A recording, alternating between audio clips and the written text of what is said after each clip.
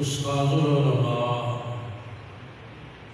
شیخ الحدیث حضرت مولانا فتح محمد صاحب تمفیض پیکر اخلاص استاذ العلماء حضرت مولانا نور محمد صاحب تمفیض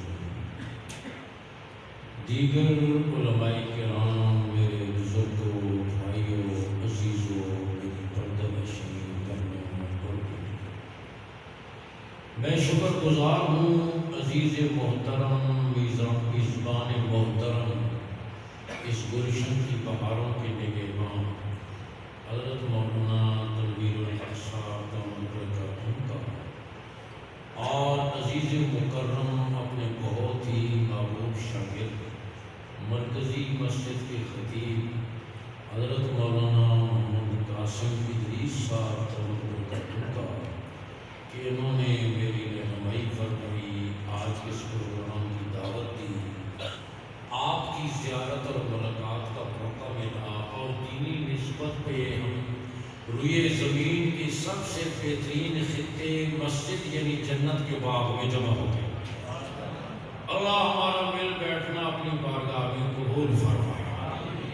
آج کا پروگرام جس میں ایک تو حضرت مولانا تنویر الحق صاحب نے نماز میں تلاوت قرآن مجید کی فرمائی اور اس نماز کی تلاوت میں قرآن مجید مکمل ہوا۔ دوسرا یہاں جو مدرسہ قائم ہے مقامی بچوں کی دینی تعلیم کے لیے، وہاں ایک بچے کا حفظ قرآن مکمل ہوا، ایک بچے کا ناظرہ قرآن مجید مکمل ہوا۔ اس پر میں آپ تمام اہل محلہ، اس مسجد کے نمازی جو اس ساری خیر میں شریک ہیں، جنہوں نے کھڑے ہو کر نماز میں قرآن مجید سنا یا جس بچے نے حفظ کیا، ناظرہ پڑھا، آپ تمام حضرات کو مبارکباد پیش کرتا ہوں، کہو الحمدللہ۔ میرے بھائی اور بزرگوں، یہ برکت ہے ان دینی مدارس کی کہ آج الحمدللہ پاکستان جیسے ملک میں ایک سال میں قرآن مجید کے 1,00,000 حافظ تیار ہوئے۔ سعودی عرب جس سرزمین پر قرآن نازل ہوا، وہاں ایک سال میں قرآن مجید کے 5,000 حافظ تیار ہوتے ہیں، اور آپ کے وطن عزیز پاکستان میں ان علماء اور مدارس کی برکت سے ایک سال میں 1,00,000 حافظ تیار ہوتے ہیں۔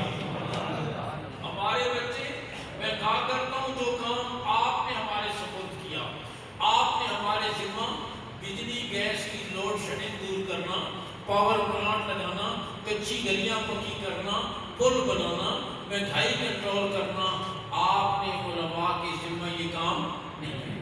آپ نے ہمارے ذمہ حافظ بنانا، عالم بنانا، قاری بنانا، خطیب بنانا، نماز پڑھانا، جمعے کا خطبہ دینا، نکاح پڑھانا، جنازہ پڑھانا، تراویح میں قرآن سنانا، حلال اور حرام کی تمیز بتانا، فتنوں کا مقابلہ کرنا، یہ کام آپ نے ہمارے سپرد کیا۔ سچ بتاؤ، علماء ان گوریوں اور چٹائیوں پر بیٹھ کر یہ ضرورت پوری کر رہے ہیں یا نہیں کر رہے؟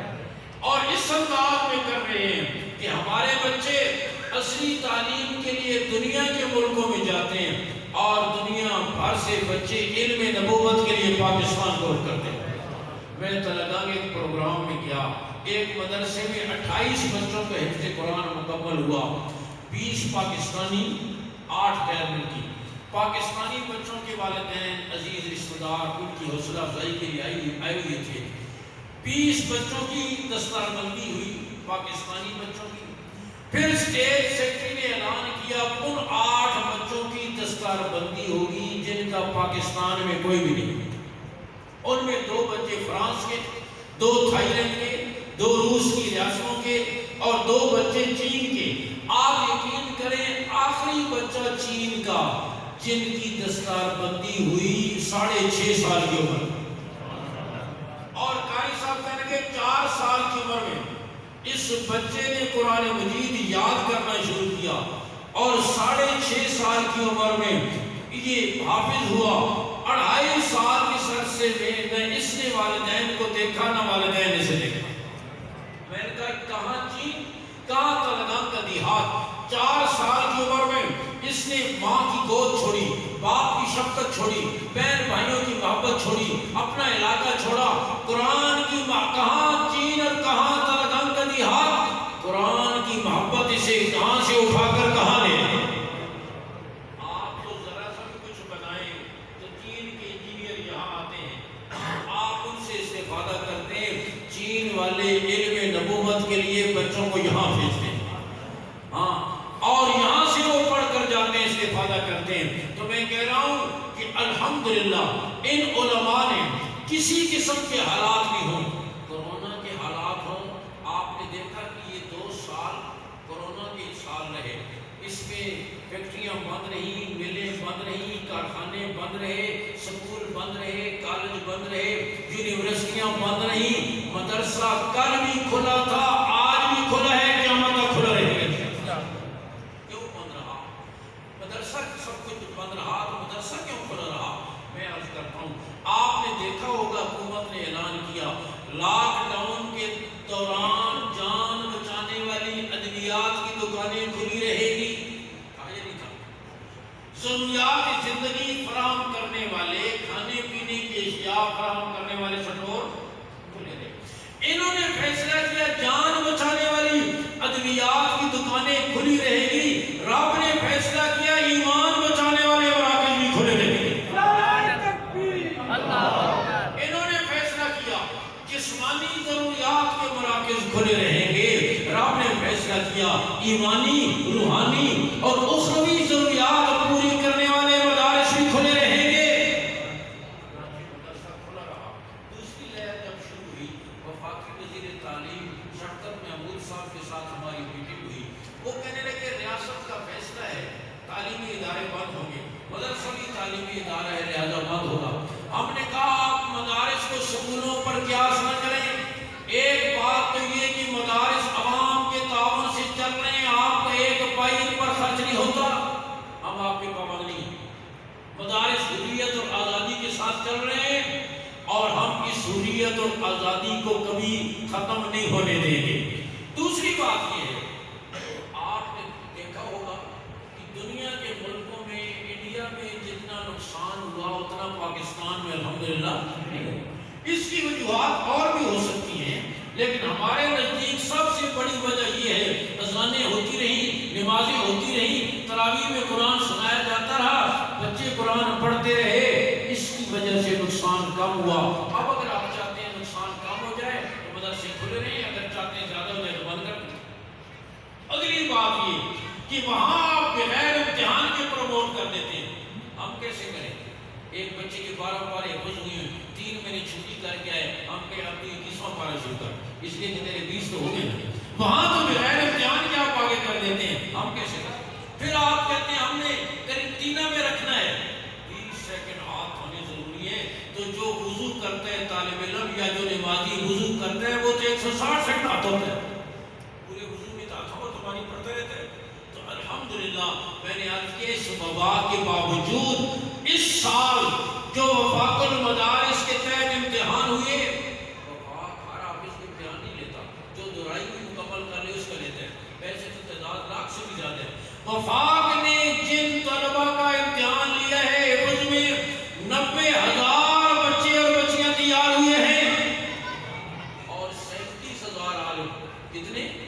37,000 عالم تیار ہوئے دور حدیث کر کے۔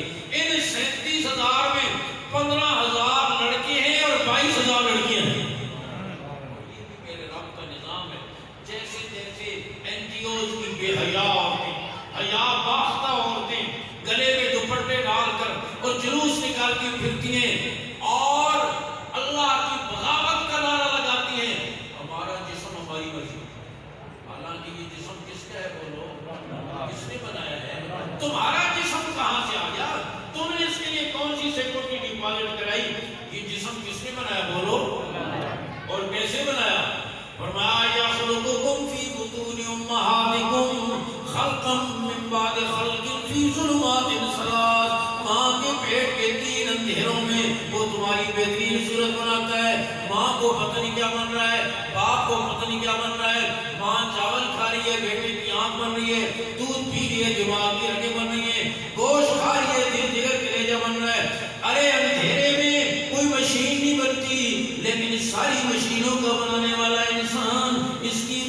پیچیدہ مشینری کو میرے رب نے 3 اندھیروں میں بنا دیا. پانی پہ کوئی تصویر نہیں بنتی، لیکن اس مصور حقیقی نے میری اور آپ کی تصویر پانی پہ بنائی، اور اتنی بہترین بنائی کہ دیر کر نانگے دال کے سارے خوش ہو گئے. اور کرو نا. ہاں، یہ جسم کس نے بنایا؟ یہ مشین کس نے بنائی؟ آنکھ کی لائٹیں کس نے لگائی؟ کان کے ایریل کس نے بنائے؟ یہ پیٹ کی ٹینکی کس نے بنائی؟ یہ دل کا پمپ کس نے بنایا؟ یہ پاؤں کے ٹائر کس نے بنائے؟ جس کا جسم، جس کی یہ بنائی ہوئی مشین ہدایات بھی. آپ باہر سے مشین منگوا کے ڈبہ کھولتے ہیں، ایک مشین نکلتی ہے، ایک چھوٹی سی کتاب نکلتی ہے جس میں اس مشین کے چلانے کی ہدایات ہوتی ہیں، آپریٹنگ انسٹرکشن ہوتی ہے. مشین جس ملک کی ہوتی ہے ہدایات بھی. مشین فرانس کی تو ہدایت بھی فرانس کی، مشین جاپان کی ہدایت بھی جاپان. ایسے نہیں ہوتا مشین جاپان کی ہدایت فرانس دے رہا ہو، مشین فرانس کی ہدایت جرمنی دے رہا ہو. جس کی مشین ہوتی ہے ہدایات بھی اسی کی ہوتی ہیں. اور دین اسلام کا واقف سمجھتے ہیں نا جی. ڈیزل گاڑی اس میں پیٹرول پا کے خریدنے گیا، ہاں پیٹرول گاڑی ہے جی، اس میں ڈیزل ڈال کے دیکھو بھائی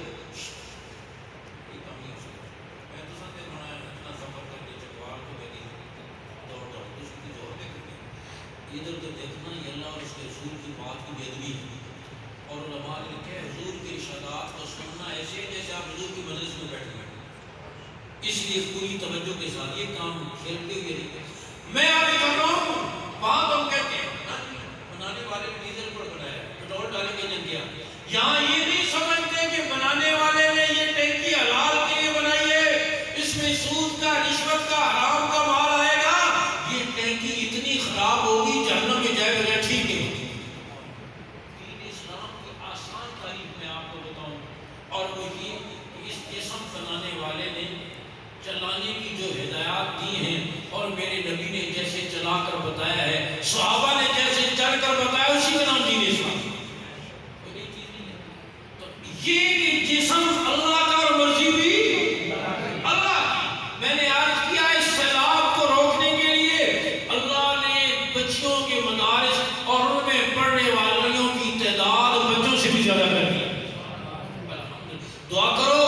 اور پھر آج دنیا کا کفر ایڑی چوٹی کا زور لگا کر، کیا گورے انگریز اور کیا ان کی روحانی نسل کالے انگریز، ایڑی چوٹی کا زور لگا کر مسلمان کا تعلق مسجد سے، مدرسے سے، داڑھی سے، پگڑی سے، برقعے سے، پردے سے، اسلامی معاشرت سے توڑنا چاہتے ہیں. آپ نیت کرو یہ تعلق اور مضبوط کرے گا انشاءاللہ.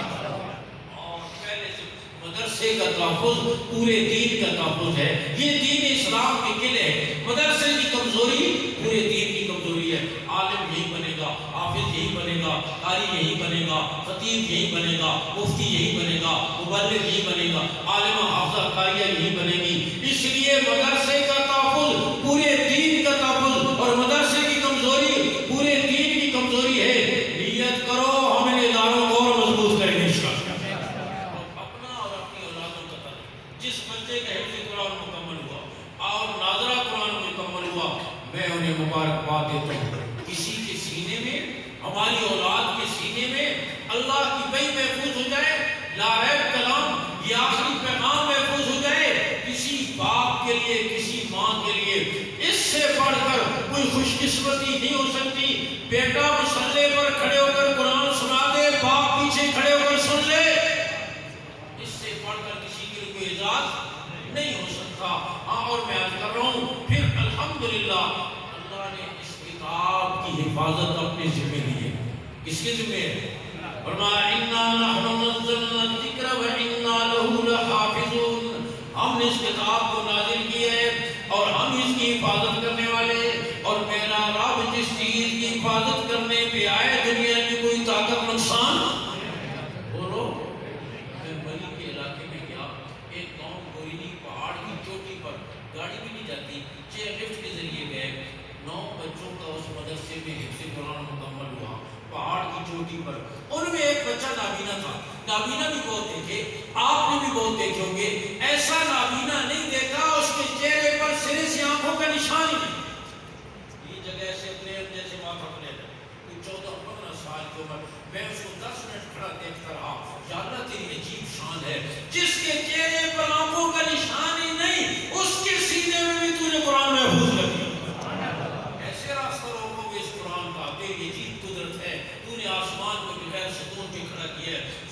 فرش پانی بھی بچھایا ہے، رات کے اندھیروں کے بعد دن کے اجالوں کو لے آتا ہے، تیرے لیے کوئی بھی مشکل نہیں، جس کے چہرے پر آنکھوں کا نشان ہی نہیں اس کے سینے میں تجھے قرآن محفوظ۔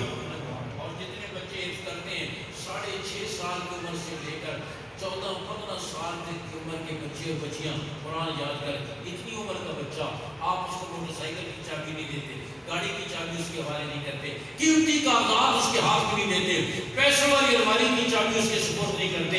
میرا رب کہتے ہیں جسے تم موٹر سائیکل کی چابی نہیں دیتے، میں کائنات کی سب سے بڑی دولت اس کے حوالے کرتا ہوں۔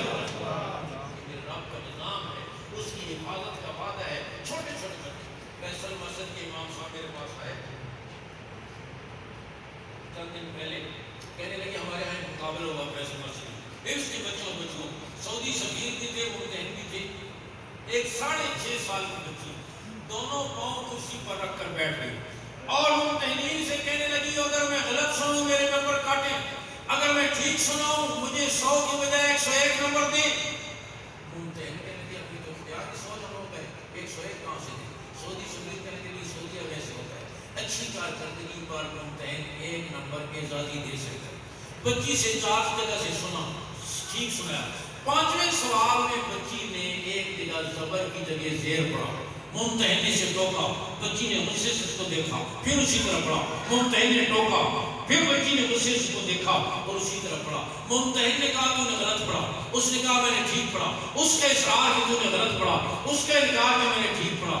سعودی سفیر کہنے لگے اس کے استاد کو بلا کر سنو۔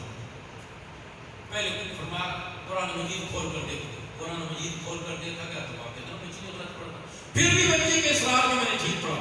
سعودی سفیر کہنے لگے اس کے استاد کو بلا کر سنو۔ دوسرے کمرے میں اس کے استاد کو بلایا گیا، اسے بتایا نہیں گیا، لیکن اس جگہ سے استاد جو سنا گیا تو استاد نے بھی زبر کی جگہ زیر پڑھا۔ سعودی سفیر کہنے لگے یہ بچی کی غلطی نہیں ہے، استاد کی غلطی ہے۔ 6.5 سال کی عمر، قاری صاحب کہنے لگے وہ سارا سنا کر بچی کہنے لگی قاری صاحب اب میں اگلی آیتیں پڑھوں یا پچھلی آیتیں پڑھوں؟ قاری صاحب کہنے لگے پچھلی آیتیں میں بھی نہیں پڑھ سکتا، پیچھے پڑھنا اتنا آسان نہیں ہے۔ آپ سب کو سورہ فاتحہ یاد ہے نا، صراط الذین انعمت علیہم، پڑھو ذرا پیچھے۔ سورہ اخلاص یاد ہے نا، وَلَمْ يَكُنْ لَهُ كُفُوًا أَحَدٌ، پڑھو ذرا پیچھے۔ پیچھے پڑھنا اتنا آسان نہیں، لیکن وہ 6.5 سال کی بچی جس طرح آگے پڑھنا اس کو یاد ہے، پیچھے پڑھنا نہیں یاد ہے۔ قرآن مجید کا معجزہ نہیں ہے، اعجاز نہیں ہے، رب کی حفاظت کا وعدہ نہیں ہے تو اور کیا ہے؟ دعا کرو اللہ ہمیں اپنی اولادوں کا تعلق اس کے ساتھ جوڑنے کی توفیق۔ اور میرے دوستو یہ لازوال دولت ہے، ساتھ جانے والی اور کوئی چیز۔ جنوبی پنجاب میں بڑا جاگیردار تھا اور بڑا فرعون اور متکبر قسم کا، وہ اپنے ڈیرے پر اونچا بیٹھتا، باقی سارے لوگ نیچے بیٹھتے، کسی کو اس کے برابر بیٹھنے کی اجازت نہ تھی۔ ایک درویش قسم کا آدمی آیا اور بڑی بے تکلفی سے آ کر اس کے برابر بیٹھ گیا۔ اس سے بڑا مشرف کون ہے جو میرے برابر بیٹھ گیا؟ اس درویش نے کہا میں بھی جاگیردار ہوں۔ اس نے کہا تو کہاں سے جاگیردار ہے؟ اس علاقے کے جتنے جاگیردار ہیں میں سب کو جانتا ہوں، کہا نہیں میں بھی جاگیردار ہوں۔ کتنی زمین ہے تیری؟ وہ درویش کہنا تیرے برابر، یا ہو سکتا ہے کچھ زیادہ ہی ہو۔ اس نے کہا میرے برابر کیسے؟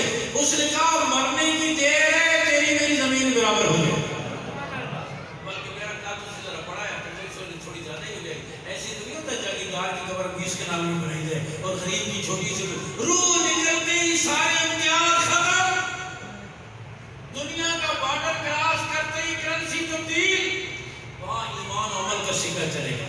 پھر یہاں یہ دولت نہیں چلے گی۔ کم اسلام میں جرنیل بھی پڑا ہوا ہے، صدر بھی پڑا ہوا ہے، وزیر بھی پڑا ہوا ہے، مزدور بھی پڑا ہوا ہے، ریڑھی والا بھی، سارے امتیاز ختم، ساری دولتیں یہی رہ گی۔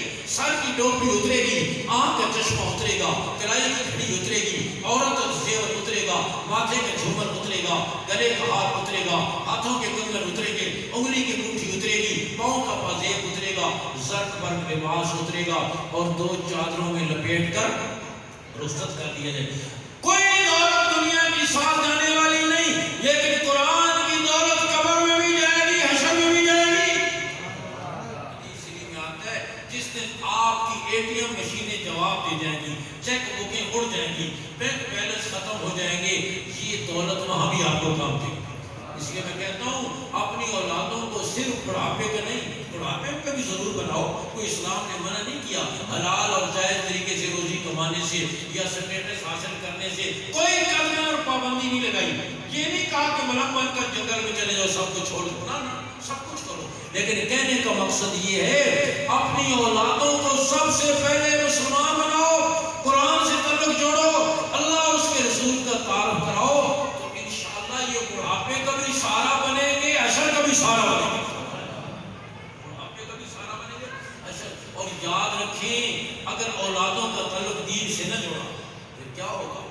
میں اس ایک دیہات میں بارانی سا علاقہ تھا، بات کر رہا تھا کہ تمہاری یہ فصلیں بارش پر جو پلتی ہیں اور پڑتی ہیں، اگر فصلیں نہ ہوں تو کیا ہوتا ہے؟ کہنا جی بارشیں نہ ہوں تو فصلیں کیا ہوتا ہے؟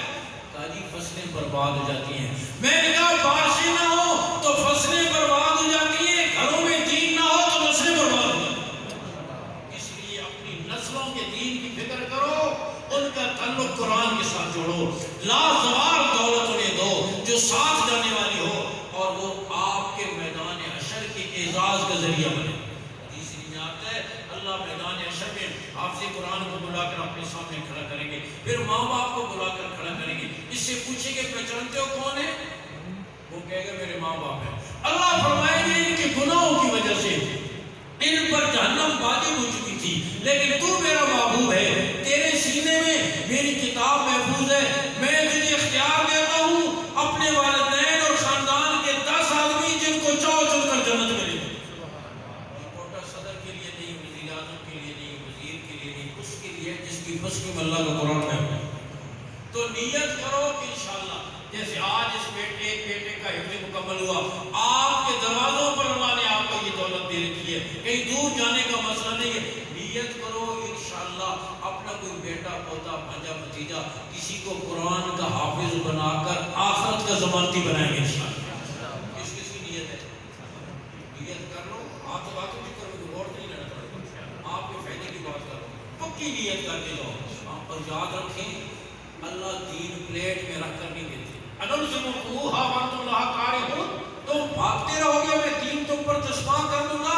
ہمارے اندر طلب ہوگی تو ہماری طلب پر اللہ یہ دولت ہمیں عطا فرما دے. اس لیے اللہ سے دعا بھی مانگو اور آپ کی اولاد میں سے جو آپ کو سب سے پیارا ہو. اولاد تو خیر ساری پیاری ہوتی ہے، لیکن کہنے کا مقصد یہ ہے یعقوب علیہ السلام کے سارے بیٹے تھے لیکن یوسف کی بات اور تھی نا. یوسف کی آپ کی اولاد میں سے جو یوسف ہو اس کو اللہ کے دین میں وقف کرو. بڑی تنیر الحق صاحب کے بات میں یہ نہیں کہ جس سے شیطان بھی پناہ مانگتا ہو اس کو ہمارے کرو. ہمارے یہاں وجہ سے آدمی بچہ لے کر آیا، میرے کہا کتنی عمر ہے؟ کہتے ہیں 10 سال. ادھر دیکھو بھائی 10 سال میں سکول تک کو پڑھے ہو سی آپ کہیں سکول پڑھے آپ بادشاہ کے پڑھنے کو امتحان ہے. ہاں سکول نہیں پڑھتا تھا جیسی ماؤ کی بڑا زور لایا، میں بھی چل قاضی صاحب کو لے جا کچھ نہ کچھ کرے نا. ان کا کمال ہے جو صرف پیٹ کا جہنم بھرنے کا ذریعہ تھا چند ٹکے اس کو تم نے سب کچھ بنا لیا، اور جو میدان حشر کی عزتوں کا سبب تھا اس کو تم کچھ نہ کچھ کہہ رہے ہو. اتنی شوق سے لائے ہو تو پھر پڑ ہی جائے گا. نتیجہ یہ ہوتا ہے باپ ابھی گھر نہیں پہنچا ہوتا، دوسرے راستے سے بھاگ کر باپ ہی پہلے کر رہا ہوں. اس لیے میں کہتا ہوں اپنی اولاد میں سے جو سب سے پیارا ہو پکی نیت کر کے جاؤ. ہاں کوئی بات نہیں. میں راولہ کوٹ گیا اسی طرح کی نیت کرائی. ایک باپ نے نیت کی، بچہ بھی پیچھے بیٹھا ہوا تھا. صبح باپ نے بیٹے سے کہا بیٹا چل شروع. اس نے کہا رات آپ نے کیا نیت کی؟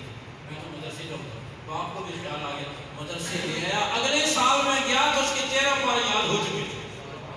یہ نیت معمولی نہیں ہے. یاد رکھیے ہمیشہ کی جنت کی تو نیت وہی ملے گی. ہم نے طالب علمی کے دوران بخاری پڑھتے ہوئے اپنے اساتذہ سے پوچھا کہ ایک آدمی 70 سال کفر کرتا ہے، ایک آدمی 70 سال ایمان والی زندگی گزارتا ہے، تو چاہیے تو یہ تھا اس کو 70 سال عذاب ملے، اس کو 70 سال انعام ملے، اس کو دونوں برابر ہو جائے. یہ ہمیشہ کی جنت یا ہمیشہ کی جہنم کیوں؟ انہوں نے فرمایا یہ نیت کی وجہ سے ہے. جو ایمان والی زندگی گزار رہا ہے اس کی نیت یہ ہے میری زندگی 70 سال ہو یا 70,000 سال ہو میں نے اسی طرح گزارنی ہے. اور جو کفر میں گزار رہا ہے اس کی نیت یہی ہے کہ میری زندگی جتنی بھی ہو میں نے کفر پر گزارنی ہے. ہمیشہ کی جنت اور جہنم بھی تو نیت پر ہے.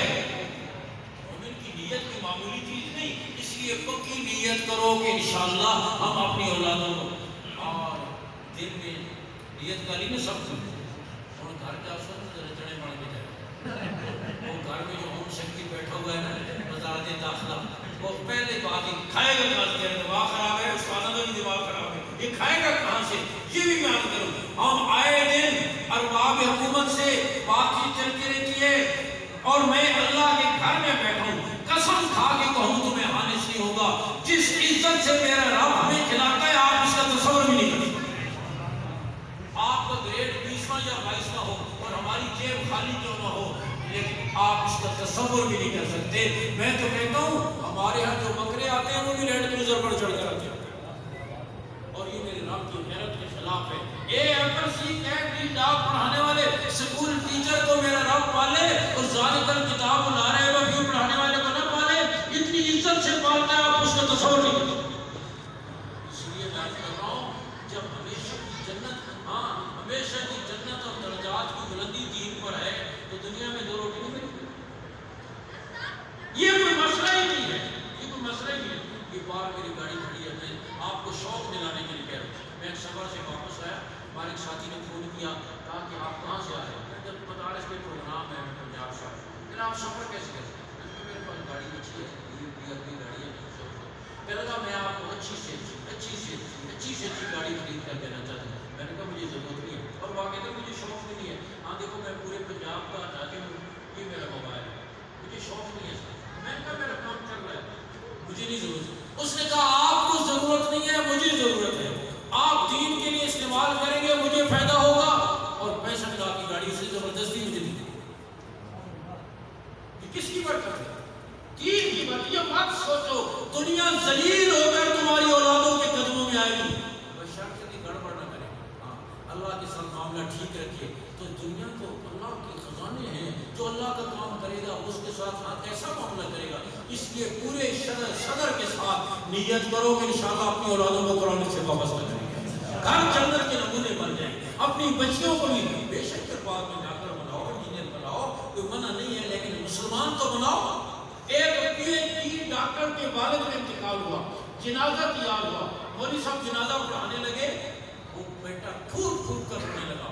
مولوی صاحب نے تسلی دی، دیکھو اللہ کا فیصلہ ہے، صبر کرو۔ اس نے کہا مولوی صاحب والد کو نہیں رو رہا، وہ تو اللہ کا فیصلہ ہے، رو اس لیے رہا ہوں میں PhD ڈاکٹر ہوں، مجھے جنازہ کی نماز نہیں آتی۔ میں سب میں کھڑا ہوں، اپنے باپ کی آنکھوں سے دور نہیں کر سکتا، میں ہاتھ جوڑ کے آپ سے کہوں، عرض کروں، دست بست عرض کروں، اپنی اولادوں کو ضرور قرآن نشر اس کی فکر کریں۔ نہیں ہوگا تو میں پچھلے سال جنوری کے مہینے میں برطانیہ میں تھا، وہاں ایک شیفیلڈ شہر میں راجہ صاحب کا انتقال ہو گیا۔ انڈی کے ہوں گے یا کشمیر کے ہوں گے، راجے ادھر ہی پائے جاتے ہیں اور اسپیشلی وہاں کی تھی اصل پاکستانی تھی۔ راجہ صاحب بھی مسلمان، بیٹے ادھر کے بھائی بیٹے بھی دونوں مسلمان۔ باپ کے مرنے کے بعد بڑا بیٹا کہنے لگا ہم باپ کی میت کو جلائیں گے جیسے ہندو جلاتے ہیں، دفن نہیں کریں گے۔ کہا میں نے نیٹ پر ریسرچ کیا، یہ طریقہ سستا بھی ہے، آسان بھی ہے، چھوٹے نے کہا دفن کریں گے۔ حالانکہ دوستو اسلام کا جینا بھی بے مثال، اسلام کا مرنا بھی بے مثال۔ حضرت نانوتری کے پاس ہندو آیا، آ کر کہنے لگا حضرت ہمارا طریقہ اچھا ہے، ہم مرنے والے کو جلا دیتے ہیں، آپ دفن کرتے ہو۔ حضرت نانوتری پر جس کا فرمان لگے کچرا جلایا جاتا ہے، خزانہ دفن کیا جاتا ہے، کچرا جلایا جاتا ہے اور خزانہ دفن کیا جاتا ہے۔ اسلام کا جینا بھی بے مثال، اسلام کا مرنا بھی بے مثال۔ بڑے نے کہا جلائیں گے، چھوٹے نے کہا دفن کریں گے۔ معاملہ عدالت تک گیا، 1.25 مہینے تک کیس چلتا رہا، 1.25 مہینے کے بعد عدالت نے فیصلہ کیا دفن کیا جائے۔ 1.25 مہینے تک اس کی میت کولڈ اسٹوریج اور سرد خانے میں پڑی پڑی۔ اولادوں کو دین کے ساتھ وابستہ نہیں کرو گے تو یہ دن دیکھنے پڑیں گے۔ اس لیے میرے بھائیوں، میرے بزرگوں، آپ کی خیر خواہی کے لیے کر رہا ہوں، نیت کرو کہ انشاءاللہ سب سے پہلے دین سے وابستہ کریں، اپنے بچوں کو بھی اور اپنی بچیوں کے بھی۔ آپ کے گھر جنت کے نمونے بن جائیں گے، جنت کے نمونے بن جائیں گے۔ اور پھر یہ ماہ مبارک آ رہا ہے، نیت کرو کہ انشاءاللہ اس مہینے میں اللہ سے اپنی مغفرت کے فیصلے کریں گے، دعاؤں کی قبولیت کا مطلب۔ اور رب ذوالجلال کی ذات ایسی ہے جو کہتی ہے میرے پاس دینے کے لیے سب کچھ ہے لیکن بندے تیرے پاس مانگنے کے لیے وقت نہیں، میں تو دینے کے لیے دیا۔ اس مہینے میں میں جنت کے دروازے کھل جائیں، جہنم کے دروازے بند ہو جائیں، سرکش شیاطین قید ہو جائے، آپ کے منہ کی بو اللہ کے نزدیک مجھ سے زیادہ پسندیدہ ہو جائے، اللہ عرش کو اٹھانے والے فرشتوں سے فرماتے فرشتوں رمضان آ گیا ہے، تم اپنی اپنی عبادت چھوڑ دو، زمین پر جو میرے روزہ دار بندے دعائیں کریں ان کی دعاؤں پر آمین کرو۔ آپ غور کرو، میرے آپ کو ٹھیک ہاتھوں کی کتنی قیمت لگی، ہم گھر کے کسی کونے میں مسجد کے کسی حصے میں بیٹھ کر دعا کر رہے ہو، نورانی مخلوق آسمانوں پر ہماری دعاؤں پر آمین کہتے ہیں۔ اور پھر قرآن کی رحمت ہے، رمضان بھی کیا ہے؟